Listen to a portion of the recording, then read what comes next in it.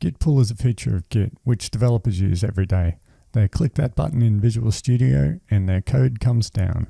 However, time and time again, I encounter developers who don't actually understand how it works and what it's doing. That's what we're going to cover in this video today. Before we get into a technical demonstration, I'd like to explain Git Pull using a presentation. So what we see here on the screen is a developer, client A, who has a local repo and an origin repo, being the server. And so client B, if we click on that, is another developer, a second developer who also has the same origin. And so client A adds a new commit and pushes it to origin, which we can see here in the slide. And following that, we'll go to client B. And the first thing that happens, obviously, is they can see that commit in the origin server. So before client B starts work, they're going to want to do a pull to pick up the developer A's new commit.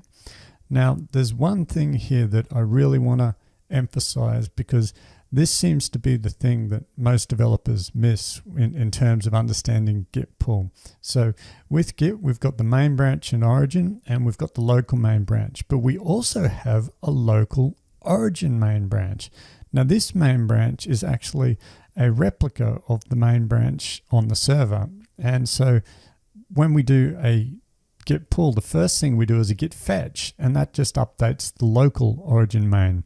And then a merge happens, and that merges that new change onto the local main branch. So that's why you often hear people say Git Pull is just a fetch followed by a merge.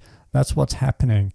It fetches, it updates the local origin main branch, which is kind of hidden because you don't actually manipulate that directly, and then it merges that to your local main branch. So let's go to a demonstration to actually see that or demonstrate it. I've created a demo repository to demonstrate Git Pull. And if we take a look at the last commit, here it's that 10FF, I can barely read that. And then if we go on to another machine I've remoted into, you can see that that's got a different commit. That's one commit ahead. So I've pushed that to server origin, and this particular machine, same repo, is one commit ahead. And so on this machine, let's go and, back to that. Let's go and dive into the hidden Git folder. And what we have here is a refs folder. And then if we go into the heads folder, this is my local development branch. So I'm going to open that up, and you can see it's got that commit that we just saw. And so that's what the local development is pointing at. Now, a remote folder contains the local version of the origin develop branch. So this is the local version, and it's pointing at the same commit. So you can tell that this is one commit behind the server version of origin development. So let's do a git fetch and see what happens. I'll open up a console, and here we go. Can't type, try again. Okay, and we're getting a bit of a visual cue here that something's going on. So let's go to these text files and examine them.